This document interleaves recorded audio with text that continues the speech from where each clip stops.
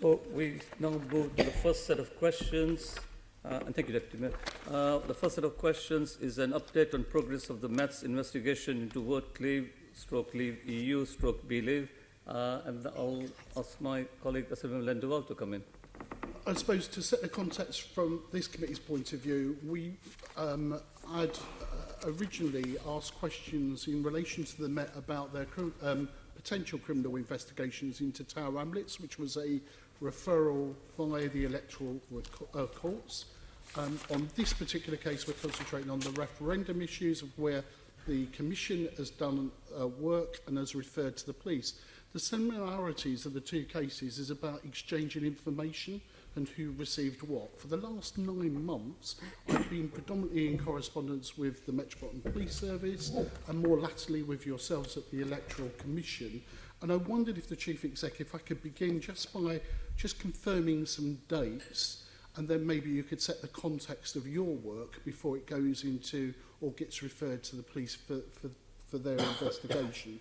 So can you confirm that the Electoral Commission published the conclusions of its investigation into leave.eu on the 11th of May 2018, but and then you later went on to publish your conclusions on vote leave on the 17th of July 2018? And you just might want to answer that yes or no, but then set in context the type of work that you're agreeing. That sounds correct. Yeah. Fine. So, in the referendum, one of our jobs was to regulate the main campaigners. Vote Leave was the lead campaigner on the Leave side. Leave EU were a very active and major campaigner as well. We regulate those campaigners. Both of them, we found, broke the rules in the referendum on campaign spending the rules. We regard those breaches as serious, and we published an investigation report that reflected that.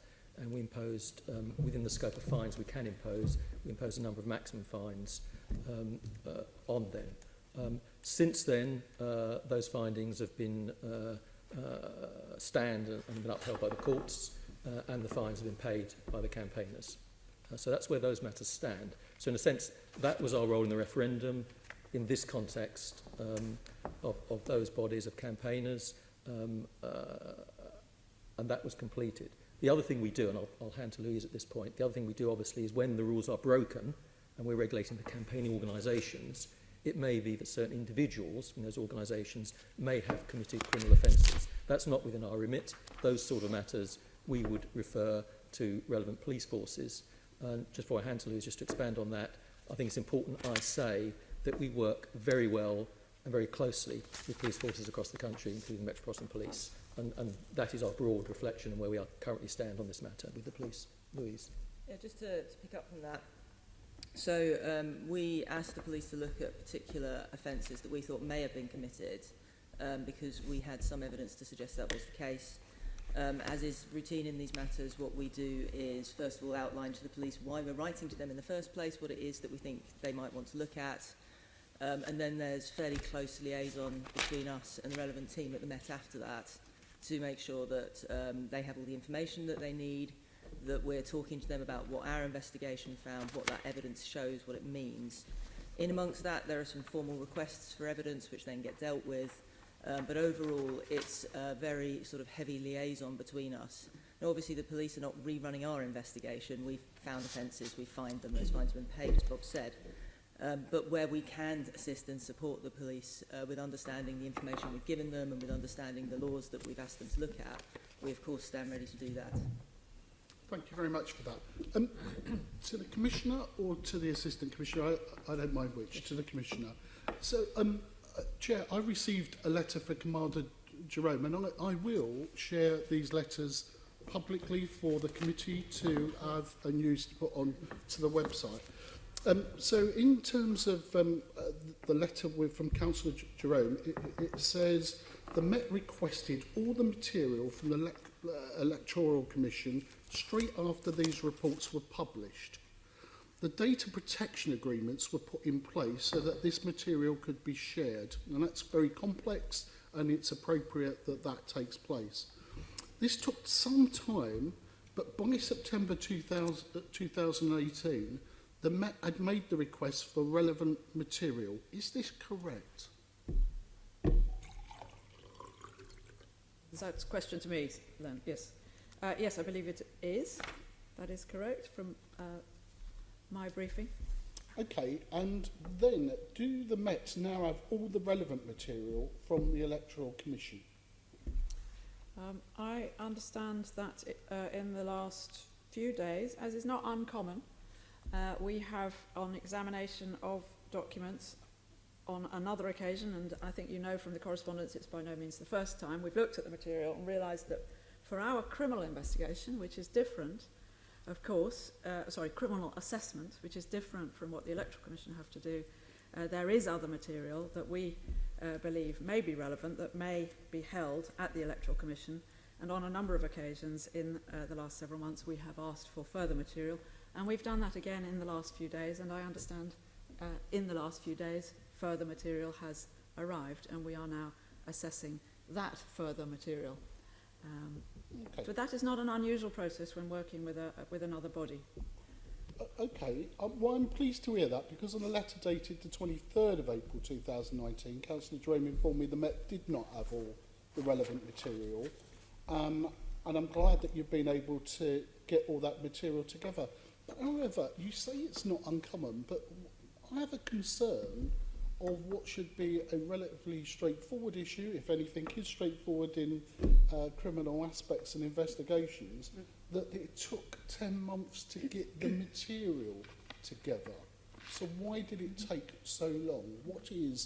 What's the difficulty about gathering all the material for you to make an assessment on your part of what is a complicated subject? So as you say, it is complicated, and I'm certainly no expert on the law in this area. I have a team, though, that are really, from a police point of view, very, very well versed. And to go back to your previous questions about what you referred to as Tower Hamlets, I do think that we have learnt the lessons that there were there, and the team are a capable team. They're well led. They have very good senior leadership and commander level support and scrutiny of what they are doing. And they would say to me, this is not a straightforward piece of legislation. It is quite complicated. So one of the things they have to do always is liaise early with our lawyers, and more to the point with the Crown Prosecution Service, and they have, of course, done that. And then they have begun to assess the original material, and as I say, on a number of occasions, as they have assessed material, they've realised that to form a view as to whether the criminal threshold has been met and an investigation should start, there is, they believe, further material that may be relevant sitting at the Electoral Commission. Now, I take your point that 11 months seems, well, you know, from a distance, knowing nothing about it, potentially as a reasonably long time. It's not a few days, it's a long time. It is complicated, there is a lot of material, and it is two different organisations with different responsibilities and powers working together. So what we and the CPS say is likely to be required and adds up to all the material and is relevant material is something that we understand as we go, and no doubt the Electoral Commission or another body might have a slightly different view on that. They have their own responsibilities. So to cut to your chase, I am satisfied that my team have been doing their job expeditiously. I'm satisfied that they're well led and they are getting on with it. I'm also satisfied that we have a good working relationship with the Electoral Commission, and I look forward to that improving even further in the future. I think we're soon going to sign a service level agreement which will clarify some of these points even further. Can you just very quickly paint some pictures of this interaction between your organisation and the Electoral Commission? I think of material being documents and in terms of their investigation issues. So in the sense that once I examine those documents, is it that I'm asking further questions of the Electoral Commission, or am I requiring more further material?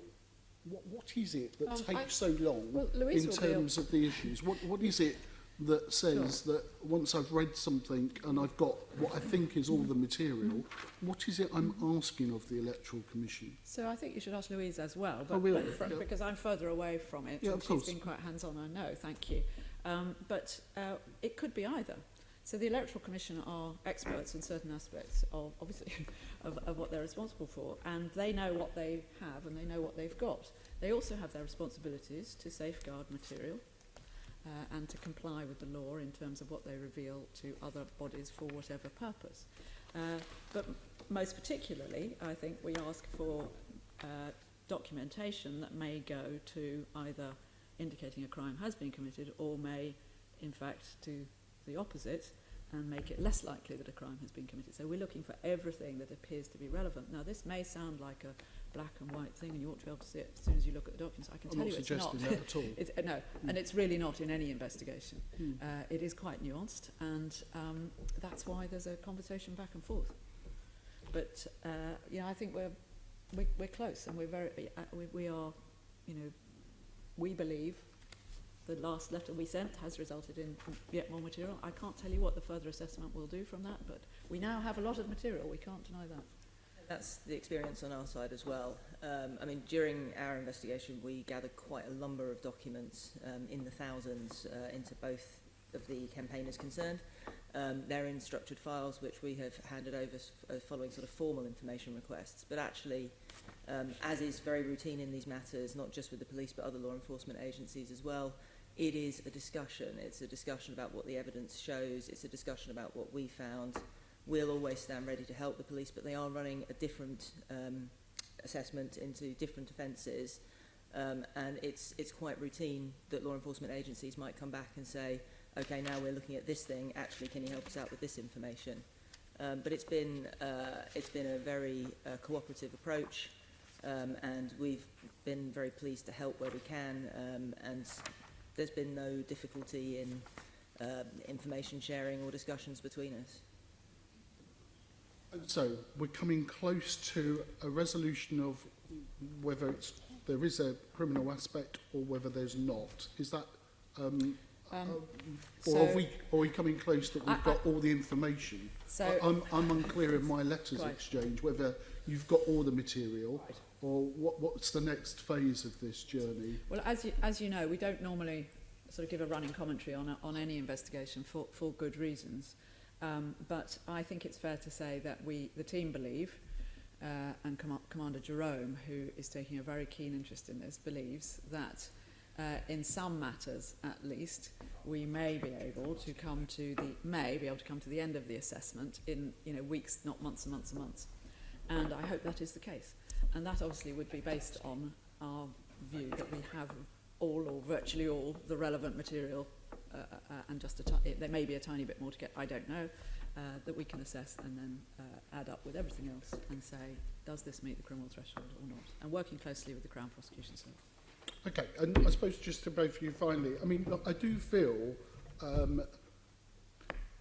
don't want to, this is not arrogancy on my part, but I think my letters prompted certain activities. That's what I feel from the contents of the letters I've received back from the police about pushing and just saying, well, where are you? Have you done this? Have you not done that? Is there anything, I think, for future investigations around that information exchange notice, speeding up that process, making sure that the police are very clear on what material they require for a criminal investigation of agencies like the Electoral Commission, could be other agencies as well. Have we really got that right? You say to me that you've learnt the lessons of Tower Hamlets. I know slightly different, and I know in terms of different contexts, but that was about information exchange. And really, I suppose, I'm taking your answers and what you've telling me this morning as there, but it does seem just a bit too long, both for the people that are under potential investigation, who've gone through one process, civil, and now potentially facing another, as well as for an organisation that does it. I know it's complicated, but it does seem rather a long time around that. So have we learned, is there anything else we can learn from this process about how we work with other organisations and the exchange of information under the new data rules as well, and how we commission the information we require. So I would beg to slightly differ from your view that it's your pushing and shoving that has led to action. For example, you can see even in the things that we have revealed in the answers to your letters that before you first wrote, there had been a lot of communication, a lot of exchange, and a lot of toing and froing, and us saying, well, now what about this and what about that? Secondly, I do think, having looked at it myself to some extent, but more to the point, spoken at length with Commander Jerome, that actually the team have been quick on each assessment and response. There is a lot to it. In terms of lessons for the future, I've mentioned already that I think we will be helped even further by a service level agreement. I'm sure without any criticism of what has happened, we will have things that we want to debrief together at the end of all this. And it may be that a greater understanding, for example, of the constraints that the Electoral Commission are under, or our understanding with the CPS of what fully relevant material all adds up to, it may be that might inform future case, but we'll certainly debrief it together. I think it's a bit early to say. Chief Exec, is there anything you wish to add to anything?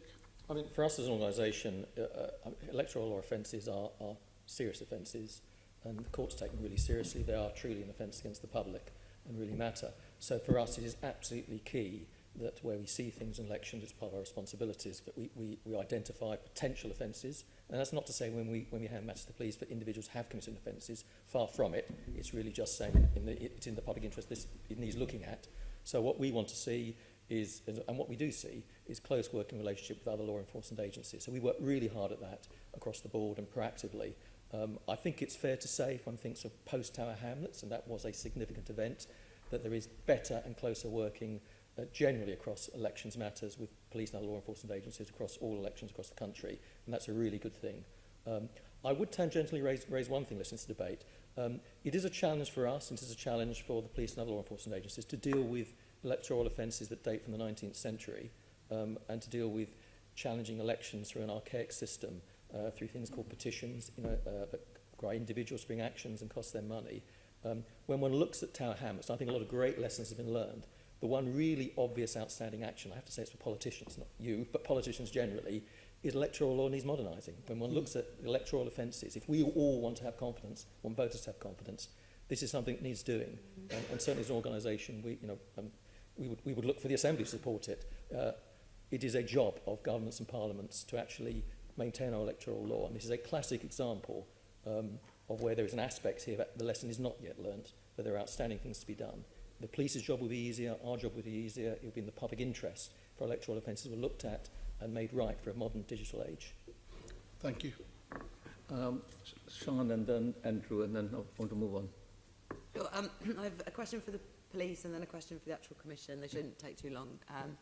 To the police, have you been in contact with the people against whom the potential, who have committed potential offences, the ones found guilty by the Electoral Commission of offences under their regulations? Have you been interviewing people and gathering more information this way yet, or are you waiting for the full extent of information to be boiled down from the Electoral Commission before you do that? I can't actually answer that question, Sean, definitively. What I can say is that we are very clearly at an because I don't know, but we are at an assessment stage.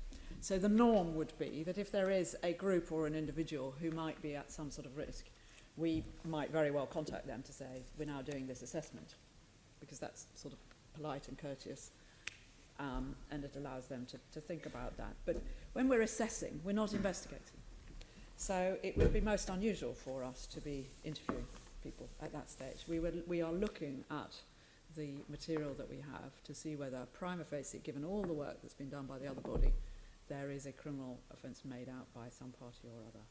And after that, if there is prima facie, then we would go on to the next stage of investigation, which would normally include, but not always, interviewing. And that would be entirely appropriate to allow, obviously, the person or people to give their side of the story. Okay, thank you.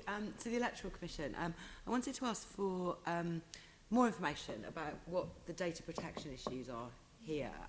As I understand it, the letters from May and July, were essentially saying we've come to conclusions about election spending and accounting for spending and working together and whether or not that counts, and all of those things that are things that you, if you are running an election, you put into the public domain. You're supposed to make public. So the things that you were finding out were things that are not data protection-y, as far as I could tell. They were things that should have been in the public domain. And I understand that your letters said to the police, this information is now available to you. So what was the problem? What were the data protection issues that delayed you handing over the information to the police? No data protection issues, but there is a process that we need to go through to make sure that we're complying with our obligations under data protection legislation. The evidence that we gathered during our investigations into Vote Leave and Leave EU was quite extensive. It was not all public information. A lot of it was internal documentation, email exchanges, the sorts of things that you would routinely gather during an investigation of this nature. And pretty much all of it contained some elements of personal data. And therefore it is right that we do a sort of formal process with the police, which we routinely do, to make sure that we're meeting our obligations under data protection when handing the information over. And is police evidence usually subject to these kinds of restrictions in terms of sharing and data protection? I mean, something is sharing things with the police a breach of data protection law? No.